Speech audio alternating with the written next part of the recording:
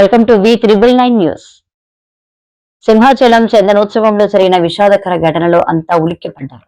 అయితే మిగిలిన భక్తుల దర్శనానికి ఆటంకం కలగకుండా మంత్రులు, విశాఖ కలెక్టర్, ఆలయ అధికారులు జాగ్రత్తలు తీసుకున్నట్లు పలువురు భక్తులు తెలిపారు. తీరుతాయి 100కి 1000% అది జరుగుతుంది. అది ఈ రోజనే కాదు, ఎప్పుడు మనం ఏ రోజు దేవుడికి మనస్ఫూర్తిగా దండం పెట్టుకున్నా అది ఖచ్చితంగా జరుగుతుంది. ఖచ్చితంగా దేవుడు అనుగ్రహంతో రావచ్చు అని అనుకుంటున్నాను. బాగుందండి. మేము 1000 రూపాయలు పెట్టి టికెట్ కొనుక్కుని వచ్చాము. మాకు తెలిసింది ఏంటంటే 300 రూపాయలు, 1000 రూపాయలు, 1500 రూపాయలు కలిపేసి పంపించారని చెప్పారు. కొద్దిసేపు కొంచెం ఇబ్బంది పడ్డాము. అది కనుక కరెక్ట్ చేస్తే కనుక ఇప్పుడైనా సరే కరెక్ట్ చేస్తే కనుక బాగుంటుంది.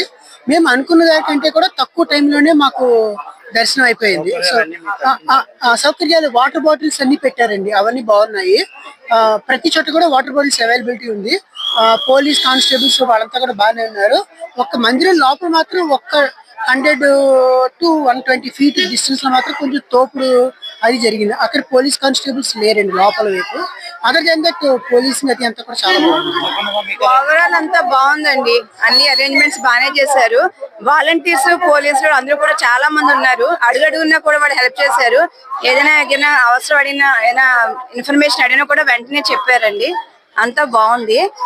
కొంచెం అంటే ఇంత రెస్ట్ లో కొంచెం చాలా తక్కువనే అనుకుంటున్నాను. దర్శనం కూడా చాలా తొందరగా అయిపోయిందండి. మేము అంత తొందరగా అయిపోతుంది అనుకోలేదు, చాలా తొందరగా అయిపోయింది. మేము 1000 రూపాయలు ఇక్కడ తీసుకున్నామండి. మేము హైదరాబాద్ నుంచి వచ్చామండి. మేము ఇంతకుముందు చిన్నప్పుడు 4-5 సార్లు వచ్చామండి. ఈ మధ్యకాలంలో రాలేదు. సో ఈసారి ఎలాగైనా దర్శనం చేసుకోవాలి, చంద్రోత్సవం టైంలో రావాలి అనుకున్నాము, వచ్చామండి. కుటుంబంతో వచ్చామండి హైదరాబాద్ నుంచి. చాలా బాగా జరిగింది, చాలా సంతోషం అండి. దర్శనం అది ఎలా జరిగింది? చాలా ఫ్రీగా, సౌకర్యాలు అన్ని చాలా బాగుంది. మేము వచ్చి 5 అవుతుంది. ఎన్ని గంటల్లో దర్శనం అయింది? 8 అవుతుంది అయిపోయింది. మీరు ఫ్రీ దర్శనం, ఉచిత దర్శనం? ఫ్రీ దర్శనం. సదుపాయాలు అన్ని చాలా బాగున్నాయి. పట్ల బాగా చేయాలి. ఆ లైన్ లో వెళ్తున్న ఆ గోడ పడిపోయి ఆ విక్టిమ్స్, బాధితులు ఎవరైతే ఉన్నారో వాళ్ళ మీద పడిపోవడం జరిగింది.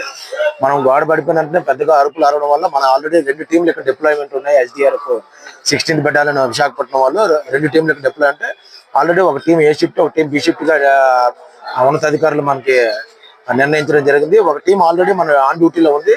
ఎప్పుడైతే గోడ పడిపోగానే శబ్దం వచ్చి పబ్లిక్ అంతా కొంచెం అరుపులు వినబడుతున్నాయి, ఇమీడియట్లీ మన టీం ఇక్కడికి రావడం జరిగింది. వచ్చిన వెంటనే పడిపోయినటువంటి ఆ గోడనంతా, శిథిలానంతా కూడా 2 గంటల పాటు శ్రమించి చివరి వరకు కూడా 7 మందిని బాధితుల్ని, క్షతగాత్రులను బయటకు తీయడం జరిగిందండి. అందులో 7 మందిలో 3 ఆడవాళ్ళు ఉన్నారండి, మిగిలిన 4 మగవాళ్ళు ఉన్నారండి. ఇంకెవరైనా క్షతగాత్రులు ఉండే అవకాశం లేదండి. 5:30 వరకు కూడా లాస్ట్ క్షతగాత్రులను బయటకు తీయడం జరిగింది. మిగిలిన ఇంకెవరైనా ఉన్నారనే ఉద్దేశంతో ఇప్పుడు వరకు కూడా 7 గంటల వరకు కూడా ఆ 1.5 గంట పాటు ఉన్నటువంటి శిథిలాలంతా కూడా తొలగించి క్షుణ్ణంగా పరిశీలించి అవన్నీ తొలగించిన తర్వాత మనం కన్ఫర్మ్ చేసుకున్నాము. మిగిలిన ఎవరు కూడా కింద ఎవరు కూడా క్షతగాత్రులు మరి లేరు. అదండి.